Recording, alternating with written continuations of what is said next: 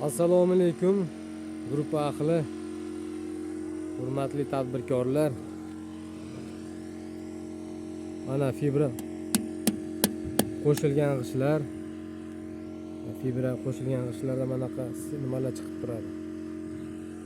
Mana hammasi zakazga qilinyapti. Qotishi zo'r, kачество zo'r, zichligi zo'r. Hozirni tadbirkorni o'zidan ham so'raymiz. Assalomu alaykum. Sog'ligingiz yaxshimi? Siz baqib yurmoqsiz?